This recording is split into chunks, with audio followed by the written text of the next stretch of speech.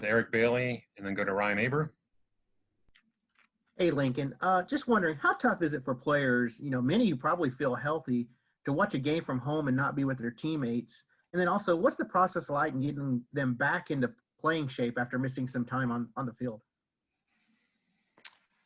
Yeah, I mean, I would imagine it's very difficult. Hadn't had a chance to talk to all of our guys since the game, but yeah, no, I think it's really difficult. Whether you're, missing it because of an injury or because because you have the virus, and yeah, I mean, I think the contact guys certainly feel that pain too. So everybody's worked hard to get to that point. To not be able to play in a game is a devastating thing, especially.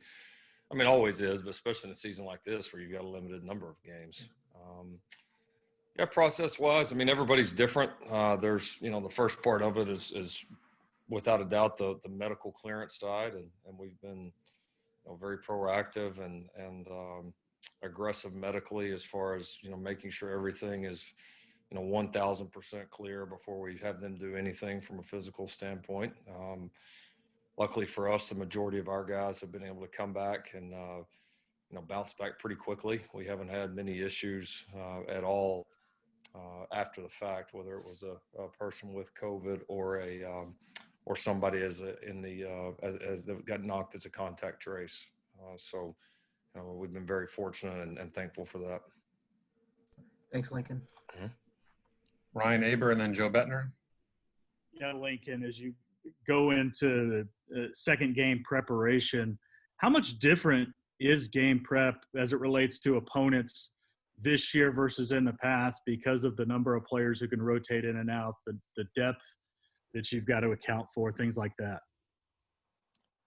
Yeah, it's probably personnel-wise going to be more of a guessing game all year. I mean, on one hand, there's maybe more players available, although I don't know. I think in the past, especially last year with this last 2 years with this 4-game redshirt rule, I mean, if somebody's got a guy that can help them win a game, they're probably going to play them. So I think the bigger challenge as you're studying people from a personnel standpoint is, who's going to be out on the field, and then when that Saturday comes around, and then that's going to be the same challenge as people study you too. There's no telling. I mean, you may see this person, you may not see this person, you may see a player at a different position. I mean, there's going to be a lot of guessing games from a personnel standpoint. So, that's, it forces both teams to get ready for a lot. Appreciate it, Lincoln. Mm-hmm. Joe Bettner and then Jason Kersey. Lincoln, with 2 less non-conference games, I'm curious how much you weighed just the playing your starters maybe later in the game than you usually would to get them more reps versus, getting those backups on the field to potentially add depth. I'm just wondering about that thought process there.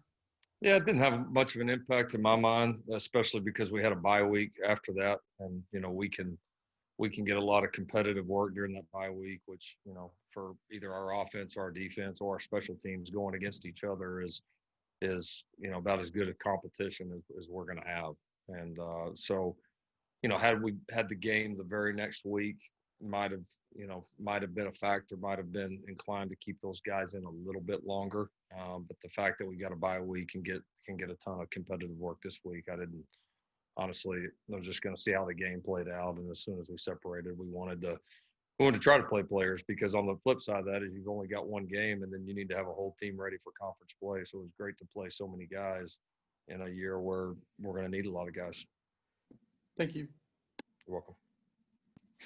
Jason Kersey and John Hoover. Good afternoon, Lincoln. I'm wondering if you could help us understand a little more about the rapid tests the Big 12 announced on Fridays. Does the fact that those were available, did that help save the game last week? And are you hopeful that maybe those can be expanded to a point when maybe that could help have less guys miss because of contact tracing? I guess I'm just trying to understand the rapid test and where they fit in.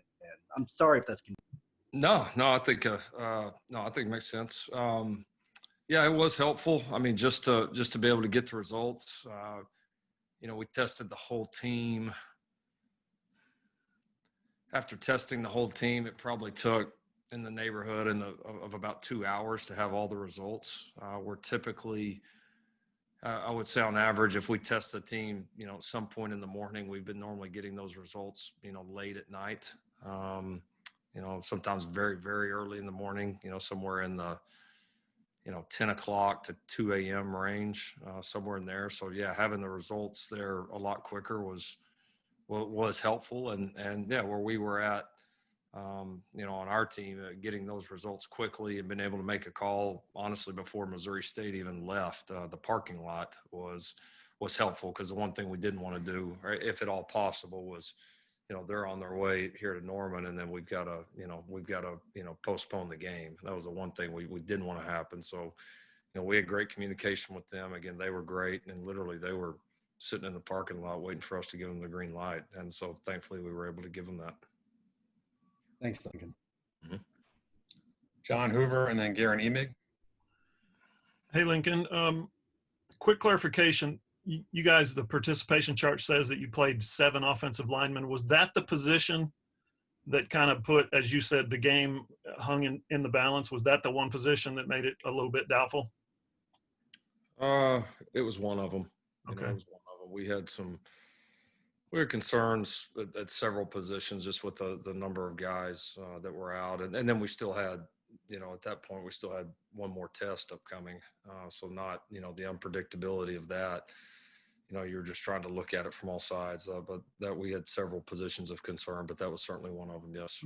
Okay. So the throws that Spencer made, the one to Jeremiah early on in the first drive, and then the one to Theo Weiss on the sideline, those are not normal throws. I'm guessing a lot of quarterbacks that you've had in the past can probably try to make those throws, but is that unique arm talent?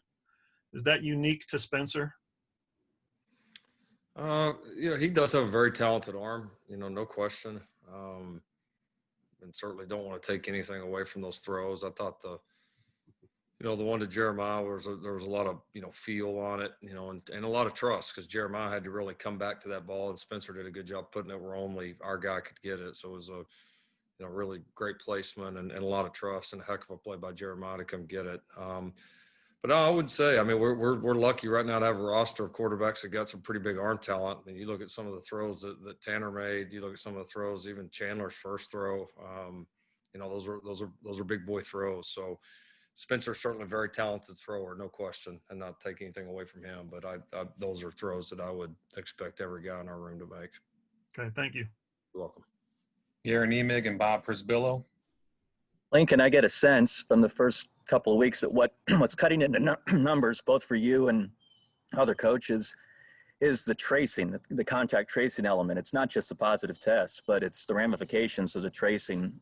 Are we getting a sense of just how daunting that challenge is for how you're managing things, and other coaches elsewhere managing things? Yeah, the difficult thing with the tracing is and we've had this with a few of our guys. A guy can hit on a contact trace, obviously and not have the virus. And I will say the high majority of our contact trace guys have not had the virus or gotten the virus, and then could come back and hit on another contact trace. And then also that's 28 days. Right. Gone. And that has been difficult, because not only do you do that, but then those guys obviously haven't got the virus, haven't built up any type of immunity. So they're still susceptible to hitting either on a contact trace or the virus. And so, those have been tougher. Obviously it's longer days, and so, we've done a pretty decent job on the contact trace. The majority of guys that we have are roommates. When you have community living, we have seriously reduced our number of, I guess what you would call, contact traces that we could have avoided, doing something dumb, going to a restaurant with somebody, getting in a car with somebody. We've really made some big improvements there. Yeah. But the one thing that's really tough to get around, unless you just sit there at home and wear a mask all day, which is difficult for everybody to do, is the roommate situation. And so, of our contacts, the majority have been guys that are roommates of somebody that did test positive. Yeah, real quick follow-up. Is that tough for the kid? Who might not only is doing everything right, but is also not testing positive, but he still has to sit. You know what I mean? I mean, It's excruciating for the Yeah. kid. But I will say, I mean, we've had examples of, there's a lot of examples of our guys, you know, wearing masks at home in their apartments around, you know, when they're not just in the room. And that's been shown to be very, very effective. And so it still comes down to, you got to wear a mask when you're around anybody. I mean, it comes down to that. And, you know, it's hard, you know, it's part of it. If you want to play, you want to be around it. It's just what you got to do. okay, thanks. You're welcome. Bob Prisbillo and then James Hale. Yeah, Lincoln, just wondering the status of Chris Murray. Did you guys try to appeal? Was it turned down? Is it still in a process? Like a lot of things we have with the NCAA right now, it's still in process. James Hale and then Keegan Renault. Lincoln, how you doing, man? Thanks for Good. joining us. And Lincoln, your defensive line, Winfrey got, in the second quarter, it looked like can be a difference maker. You were still minus a couple of guys because of COVID or whatever. How active did you feel out now that you had to look at the film a couple of times? What did you think about that group? I thought they did a good job. Active is a great word to describe the way they played. You know, I thought we got pretty constant penetration. We did a good job. We were gap sound. The majority did not. At very few times that we didn't leverage the ball correctly or take over the appropriate gap. So that was a real positive, especially in game one. You know, I thought, you know, a couple of guys, I thought Reggie Grimes did some really good things for a young guy, and he got some pretty serious action. You know, so I was proud of him. I know we've talked about Isaiah Thomas and thought he did some nice things as well. I mean, really all the guys flashed. I mean, they all had some positive plays. They all certainly played, you know, had more positive plays than negative plays. And as you know, that's a group that's got to have depth. It's a long season. That's a physical game up there. And, you know, as active as we are and as hard as we play defensively, you got to have you've got to have a crew there. And so it was a good start. Be excited to hopefully get a chance to add some of these guys back to the piece of the puzzle and then continue to see these guys grow. And Lincoln, your kicking game's undefeated, man. I mean, you guys, they don't miss. No, we got some good competition in that room right now. I mean, Steven came in and did a tremendous job. Obviously, you know, ended up, I think Ryan Doherty told me they counted it up. It'd been like 1,000 and like 62 days since he's been in a football game, in an actual game.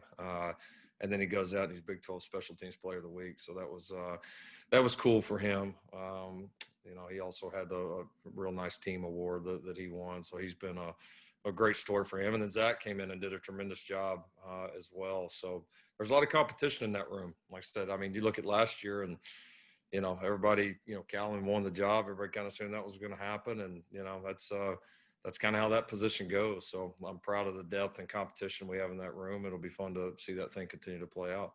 Thanks, Lincoln. Keegan Renault and then Brandon Drum. Lincoln, you just mentioned you're hoping to get a bunch of those guys back. Of all the guys that were missing Saturday, are you expecting to get them back this week? Are you expecting to get back next week? How's that come along? Oh, you know, we'll see. I mean, it's the way this thing works. It's not like you're going to get all the guys back on one day. You know, it just whether it's an injury, whether it's COVID related. I mean, it's you just kind of wake up one day, and most days you're going to have a few guys back and a few guys gone, and then you wake up and do it again the next day. So, I mean, that's, you know, obviously we're, you know, expecting and holding ourselves accountable and fully expecting to continue to get better and better and do a better job in this COVID. You know, we cannot have games like that. We've got that many people out. So, you know, like I said the other day, we've got to do a much better job. And, yeah, hoping to have some guys back, but, you know, we understand it's going to be the ups and downs of this season, and we got to be able to handle it regardless.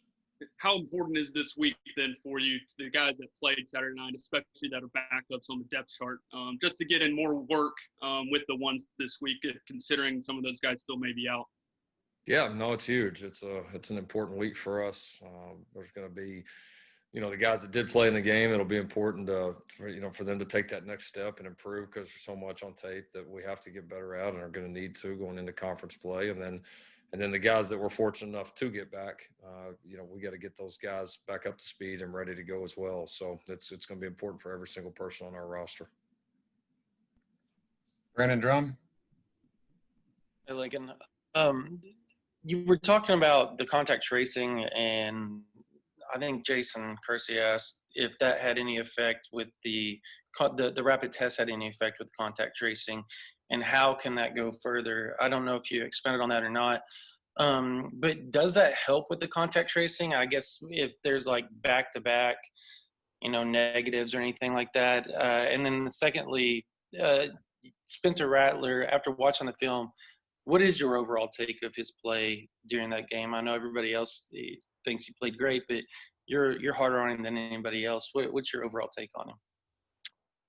No, the rapid test, as far as contact tracing, really has no effect. It's simply you just get the test results quicker.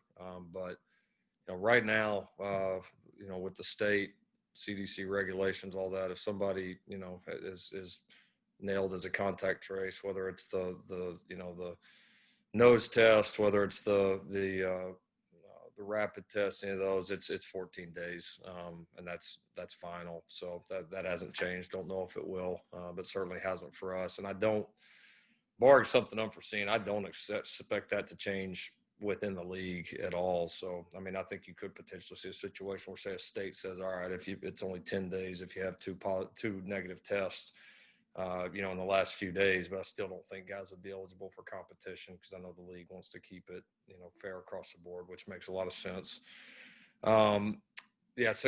Spencer, like a lot of our guys, I mean, there was more good than bad. There was a lot of little things, probably a lot of things that the casual fan's eye is not going to see that he's got to do better. The positives, threw the ball well, like I said, took care of the ball. I thought decision-making overall was pretty good, but there was several fundamental things, just several little things as far as, some footwork on some plays, getting us in and out of the correct play a couple times. Just had a few miscues that he's got to get better at. So, and as you go further and further and continue to play different schemes and different types of competition, those things will show up more and more. So gotta have a great week. Coach, it's 12:51. We do have a few more in the queue, but understand if you have to go. Yeah, we can get them done. That's fine. Okay. All right, let's go to Kerry Murdoch and then Jenny Carlson. Oh, you didn't tell me it was Kerry. I guess it's over. I'm sorry. It's over. Jeremiah was talking to us, and we were talking to Cree just about they can't live the same lives that college students can that we see living all over the country. And Jeremiah mentioned, like, even coaches, like, your kids have to wear masks. Like, it kind of affects everybody. Is that one of the hard things as the coach to know, like, you have to ask that of them, but, or is it frustrating when you see other students that, don't take any precautions and that they have to live amongst those, those kind of circumstances? Yeah, I mean, I guess on one hand it is, and it's not easy to ask your kids to do that, but we all live a little bit different life, and we've all made up our mind to be a part of this thing, and it takes, being whether you're a player, a staff member, a coach's wife, a coach's child, we all have to sacrifice in this. I mean, there's a lot of things that we have to sacrifice that a lot of other jobs don't require, and this happens to be one of those things. And so that's part of the deal. I'd say all the coaches' kids have been great about it. They just love to be able to help, and that's why they're coaches' kids. And so they've been awesome with it. And I think those numbers have a lot of that has been a reason our staff has been able to be largely up to this point, knock on wood. We know anything can happen, but up to this point, largely unaffected. And so very appreciative of all the staff and their families and the job they've done. And then I think it's a message to the players that, look, we're all in this together. We're all having to do the same things. We're all having to make the same sacrifices. And we need each and every person, regardless of what their role is in this program, to step up and be truly all in with it. Thanks, Lincoln. Okay, Jenny Carlson and then Kayla McCory. Hey, Lincoln, you talked basically from the beginning of all this that you'd be learning things as you go, as you talk about like contact tracing and that sort of thing. Has that changed the way that you guys do anything in specific, or do you anticipate it changing anything I'm thinking like travel, being on the road. I mean, are there some things that you guys have fundamentally changed as you've learned some different things about how this might transpire? Oh, absolutely. Gosh, I'd have a hard time, Jenny, thinking of an area where we haven't changed. I mean, practice is different in a lot of ways. I mean, the way that we spread guys out, the way that we kind of determine reps, the lifting groups are totally different. The position meetings are totally different. I mean, our team meetings right now are in, that huge area in the weight room where we've got all that turf. I mean, that's where every team meeting is. And we've got guys spread out from end to end. I mean, it's, thank God we've got that huge video board so everybody can actually see what we're talking about. I mean, it's, the travel's different. Twice as many buses as we've ever had, so we spread guys out. We're having our team pregame meal, and we're in a huge ballroom, and everybody's just spread out. Hardly where you can even talk to each other. Yeah, no, it's we haven't got to the true travel part of it yet, but certainly there's been a lot of things being done already, and that's going to change. I mean, even like our players the night before games, a great example is, a lot of times we would give them a little bit of downtime, and, you'd have families stay over at the hotel, and guys have a chance to, pop over there for an hour or so before curfew and have it, sit in the lobby and see their family or whatever. They can't do that now. I mean, it's, so no, it's, yeah, it's different. It is. I do think we're getting used to it. It's starting to, I remember we had the very first team meeting in there and all those dudes were spread out. And I was like, man, I can't do this. I mean, it just felt so, there was not that same personal feeling. You're used to kind of everybody being packed in there in the team room, and but you just gotta adapt. And so we've all had to, and we all continue to, but yeah, it's affected. I mean, every single thing that we do is different. And, that's been hard. Some of the best parts about football you miss, the camaraderie, popping in there and just sitting down, hanging out with the guys a little bit, or, even like as a player, anybody that's ever played football, I promise you, ask what was one of your favorite things to do, whether after a game, after a practice, whatever, just sitting in the locker room, hanging out with the guys. And now they can't do that. We got to have somebody in there like hustling them out and make sure they got masks on. They got to wear a shield when they go shower. I mean, it's just, a lot of those things have been taken away or altered right now. And you've even changed some of those methodologies as you've gone, it sounds like. Yeah, no question. I think we were ultra conservative early as we learned about it. And then you started to learn, about some ways where, you felt like, all right, maybe that was over the top. Maybe we can give some in this area. And then I think as we've learned more and more about it, we certainly have. We were ultra conservative, but we've even found areas in the last several weeks where we can do better. And then the other challenge I think for us too has just been using our staff and personnel. We've been a little bit limited there as far as who we let in the building, and you've got to have eyes on these guys kind of at all times, and like simply just having somebody in the locker room to monitor that. That's something you would have never ever done before. I mean, the locker room's kind of a sacred place for players, and so it's just it's certainly been an all hands on deck mentality, and I would say we find some things, not always huge things, but there's things weekly we continue to find right now. Thanks. You're welcome. Caleb McCory. Lincoln, going back to what Carrie asked earlier, Creed and Theo said that they don't really notice the crowd during games. They didn't really notice what the fans are doing with COVID-19 precautions and whatnot. But I was curious, do you notice those things? Do you notice the crowd during the games? And what did you see Saturday night? What were your thoughts? No, I don't. I normally take a quick peek at it when I come out at some point. And it was awesome to see, all 20,000+ that were in there. And then that's about the last time I looked. So yeah, no, you kind of get so into it, we're so used to playing in front of people that I'm not saying that one of our freshmen or one of those guys don't peek their eyes up there at some point, but no, I really didn't notice a whole lot. I was thankful to people that were there. I thought we had a really good atmosphere considering the circumstances.